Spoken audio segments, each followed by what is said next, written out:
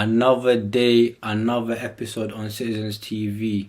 Welcome back to another episode on Citizens TV. I've got a special guest here, huge Arsenal fan, Arsenal rep. Talk. Hey, it's your boy Nabs, man. Come on. Yeah, man, huge gun over here, you know what I'm saying? Listen, we're handing them L's right now at the moment. he's taking it a bit, you know what I'm saying, with a pinch of salt and that, you know. He's not taking it well, but... Game by game, man. We go game by game. They still have hope, but yeah, man. Listen, we're going to kill their hope, you know what I'm saying? End of the season, they might start crying. Listen, you'll be coming to North London, fam. Be celebrating with us. What, parade? Yeah? Come on. You heard him. Anyways, today's episode is just going to be like a brief episode, you know what I'm saying? I'm just going to recap what happened over the weekend. Obviously, Arsenal went to St. James's Park, got a massive win, you know. Not a lot of people saw Arsenal winning that game. For some reason, you know, everyone was putting Newcastle, you know, a tough game, tough away game. And yeah, it put their title hopes back on. Obviously, it's 1 point now difference, but we obviously have a game in hand. And yeah, man, title race is heating up again.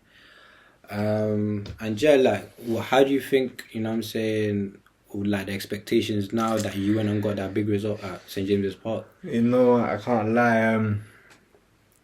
For those that watched the game, we started a bit shaky, obviously. Yeah. And they had you, I can't lie, man. No, they did. They The hit first the bar. 10 minutes of the game. That penalty shot, you know what I'm saying? But obviously, I think for those that are Arsenal fans, this season we can all agree that VAR has been disgraceful to us this season, innit? So to everyone, I can't lie, it's been but shambolic. mainly Arsenal, though. You know what I'm saying? Yeah, like, you, man. but like with the referee having a second look, obviously he gave us like a little lifeline. But I think after that penalty shout that got ruled out, that's when we ticked. So Martin Odegaard, captain fantastic this season, man. Yeah, he's been doing his thing, I can't lie, I must say, you know what I'm saying, I must give him his flowers, man. He's been doing his thing. Yeah, I think a lot of people has been obviously questioning Arsenal's leadership, and I think he's been amazing this season. Obviously, against City, we can't fault him because, you know, everyone was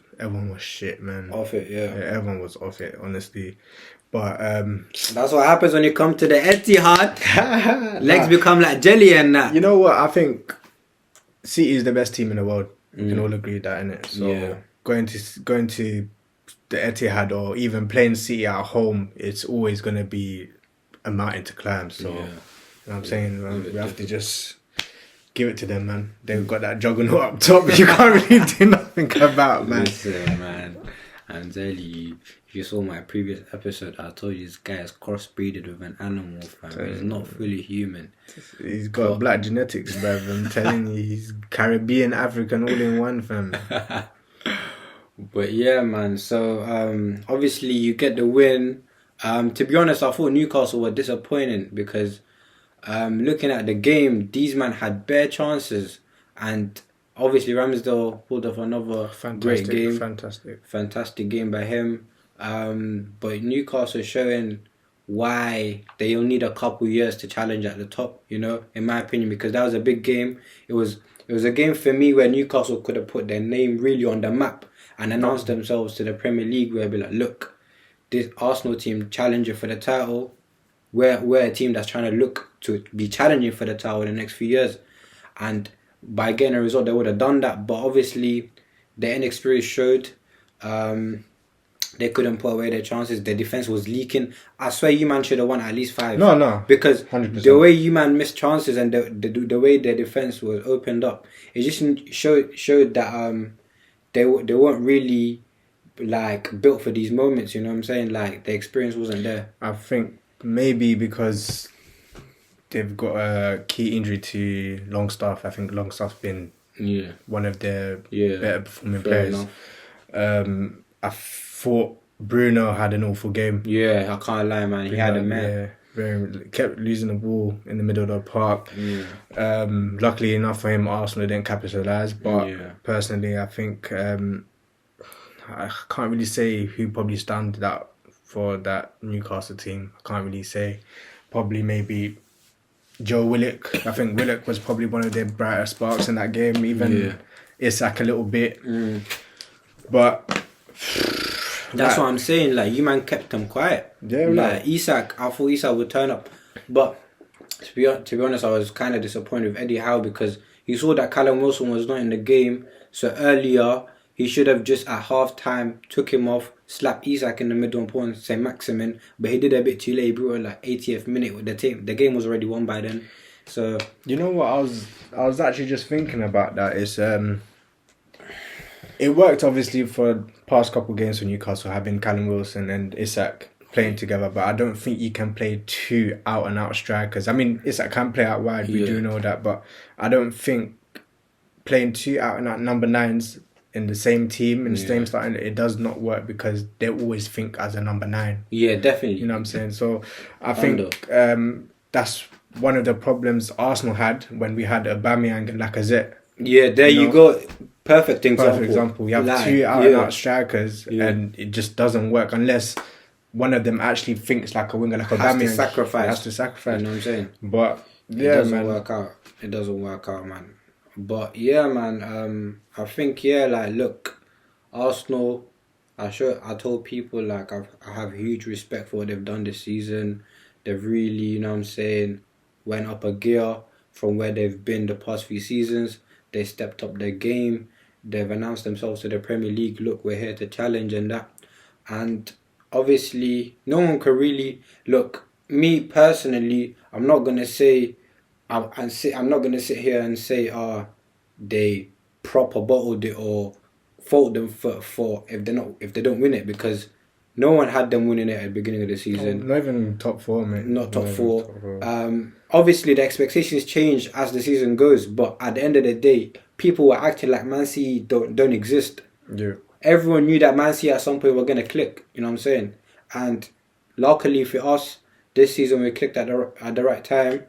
And I just want to also give a big shout out to Jorginho for that game as well. Actually, I think everyone saw him coming into this Arsenal team as just a backup, for rotation player, rotation. Player, but from that Newcastle game, if you saw the leadership qualities he was bringing out, talking to everyone, talking to his back four, talking to his wingers, talking to his fellow centre mids, you can tell he's got experience in the big games. And I think that's what Arsenal lacked in the games against Liverpool, games against Southampton, West Ham, where we dropped points. Yeah. So I can't really say it's wrong for Arteta not playing Partey, but we're bearing his fruits now, playing Jorginho, and can't complain, man. Getting 3 points, you know. I think he was phenomenal. Yeah, game by game. He really put up a good performance away as well. You know what I'm saying? Never an easy place to go. Even is going to Newcastle, we know that you're going to be expecting a physical battle as well, and he handled it very, very well. Very well. I'm surprised because if you look at his body physique, he's not the biggest guy, but his reading of the game's top notch. Man. It's like that point where we say you don't really need the like when we train for football, you don't really need the best physical attributes to become successful. If your football brain your football IQ, you know what I'm saying, you'll be good. 100%. I think that's what Chelsea are lacking right now, because yes, Enzo Fernandez is good and was meant to be a replacement for Jorginho, but I don't know, they haven't really clicked, you know what I'm saying? But obviously Chelsea's got a good squad. I think next season under Pochettino, I think it could be something serious. I said that yesterday on the other podcast. I said it, you know what I'm saying? Chelsea could be a problem next season under Poch 100%. if they click. But yeah, man, that was the title talk. Like, obviously, we're going to see what happens. Obviously, both teams play next weekend. We play Everton away. It's going to be a difficult game at Goodison Park. But I think, you know, today's result, them winning, is actually good for us, because now they're kind of safe. Not fully safe, but kind of safe, because it means that even if they lose that game, because Leeds played Newcastle and Nottingham Forest, who's the other team? I don't know. Leicester play Liverpool. So like the teams around them are bound to drop points. So even if they drop points, it's not going to be as bad. And also Brighton, I think it will be another win for Arsenal because Brighton, look what they got touched today. 5-1 at home. Touched. I don't know what was going on with that team today, but the way that man got touched today, I can't lie. That surprised me, especially from Brighton literally coming off a weekend beating Man United. You know, so strange is Premier League. It just goes to show that anyone can get beat. Anyone can get beat. And anything goes in this Premier League. Yeah, man. I think with Everton's win, I'm not sure.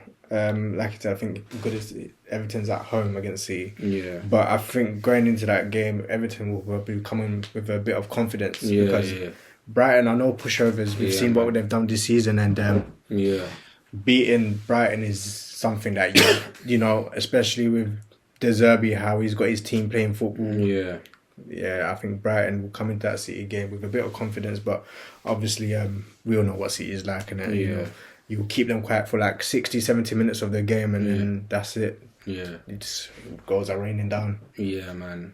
Obviously, we're gonna see what happens next weekend, and look for us. Look, this amazing season continues. This treble dream, you know what I'm saying, making history this season is a big possibility, and it starts tomorrow. Really, the biggest game possibly in our history. You know what I'm saying, like going to the Bernabeu. We all know what happened last season when we went there.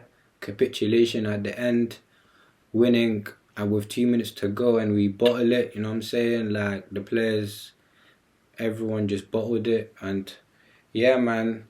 It's good. It's a good segue onto tomorrow's game. Like, I want to touch on that game real quick and get your thoughts on it, because for me personally, like this season, if you look at Champions League run, we're very solid. Obviously, we're unbeaten in the Champions League the whole campaign. We're not conceding as many goals. Like, we just went to Bayern Munich away and we only conceded 1 goal. They couldn't score against us at the Etihad as well. So defensively, we're more solid. My problem with City was never like the amount of goals we score, it's the amount of goals we concede. If you look at Monaco before conceding too many goals, Liverpool, Lyon, Real Madrid even, we're conceding too many goals. This season, it's like we're more solid, we're more sound at the back, and we've got Haaland. So it's a good balance where, you know what I'm saying, the team is creating chances of scoring goals and conceding less. So it's a good balance. I think we're more ready. Mentality is better. The experience is there. The players are sharper. They're more focused. And look, Real Madrid, heritage club, the biggest club in the world, you know what I'm saying, most successful in this competition. They're basically the fathers of this competition, you know what I'm saying. We're going to the home of the Champions League. But I have confidence in my club, you know what I'm saying. We can do it. And tomorrow, I'm not even looking for a win tomorrow. If a win comes, that's a bonus, great. But if we get like a draw or even like a 1-0 deficit, I'll be happy with that, to be honest. But look, you have to go into every single game with the mindset of winning that game. So if we can get a win at the Bernabeu, that would be amazing. But yeah, like, how do you think the game will go tomorrow? You know what? I think everyone knows what Real Madrid's done in this competition. You know what I'm saying? Yeah. So it just goes to show that no matter how many goals you score against Real Madrid or how well you play against Real Madrid, they will always have the edge of beating you. And I think it comes from character, mentality.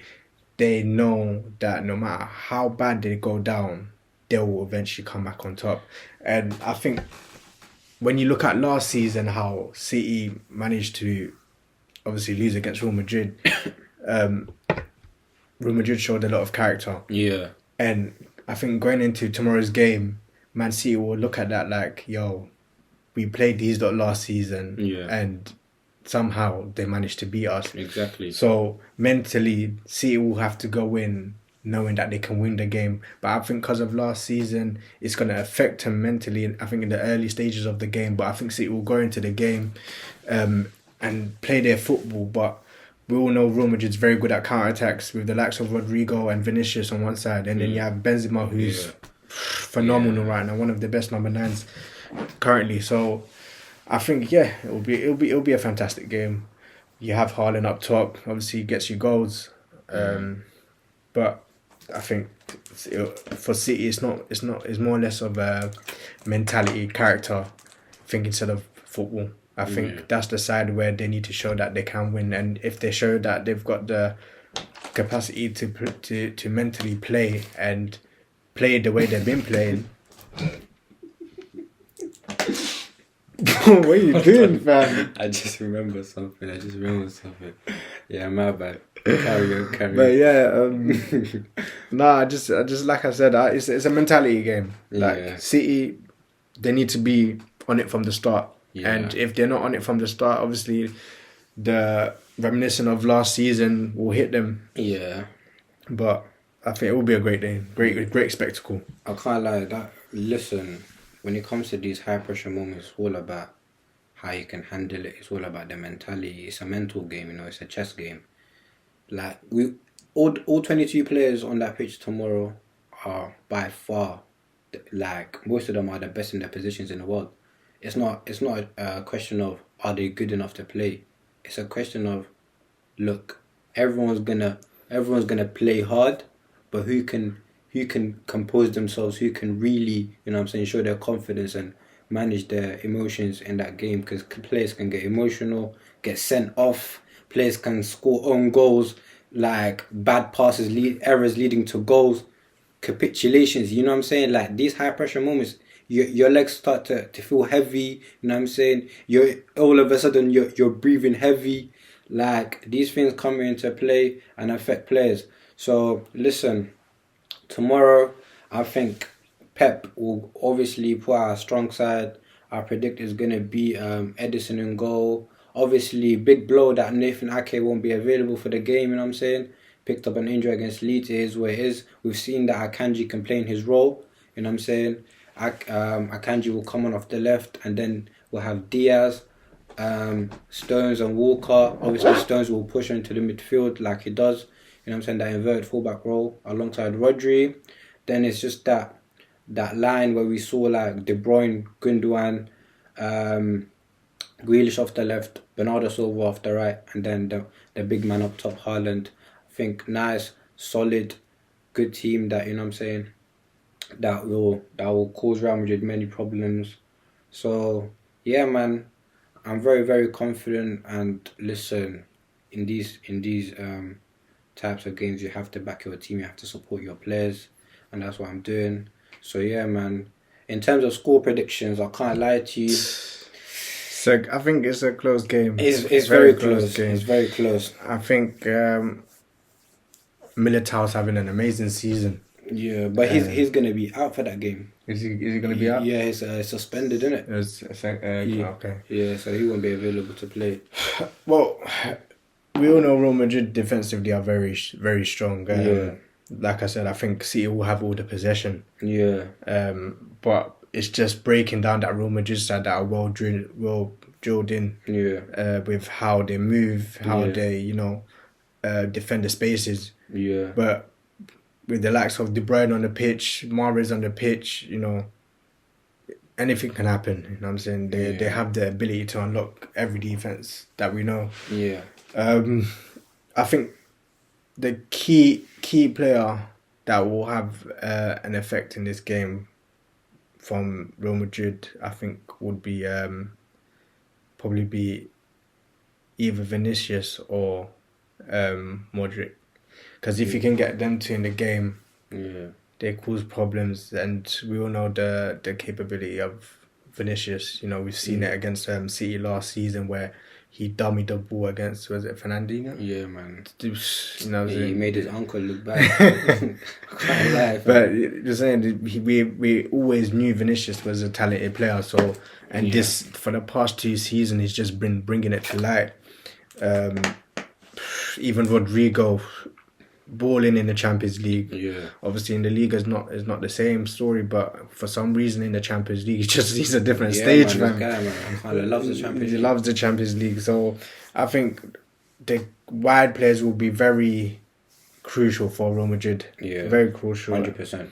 I think for City, it's more of a case of getting De Bruyne in the game. Yeah, the midfield. If you dominate the midfield, I think we'll win the game. Yeah, because 100%. they have decent midfielders, but our midfield is better. Yeah, 100%. I think with the quality that City should have, they should be able to unlock defenses. Yeah. I can't lie, the scoreline, I'm trying to predict it because it can go either way. You know what I'm saying? It can either be a high scoring game, or it can be a more reserved game, like a chess game. But I think if both teams want to play football, it can be a goal scoring game because we all know Real Madrid can play football, and they're not just good on the counter attacks. They can actually move the ball about, you know. But obviously we all know Pep, 10 games, was it 10, 11 games in a row now? 10 wins in a row. Premier League. Crazy numbers, man. Very crazy. But yeah, I think scoreline for me, I think I'm just gonna go for a narrow 3-2 or maybe a 2-1. Like it'll be a 1-goal difference, and I'm going for a City win. What about you? I think with Real Madrid being at home, either have 3, you know, because like I said, it can go either way. I think either it's a 1-0 City win, 2-1 Real Madrid, or maybe 1-1. Depending, you know what I'm saying, how the game goes. But if City decide to, you know, control the ball and Real Madrid just letting them have the ball, I think, it will be more or less a tight game to call. Very tight game to call. Yeah. No, 100%. Listen, that was all for today's episode. Just a little recap of what's gone by in the Premier League, and obviously a little preview of tomorrow's game. And like always, if you enjoyed today's episode, like, comment and subscribe, and I'll see you guys in the next episode. Peace.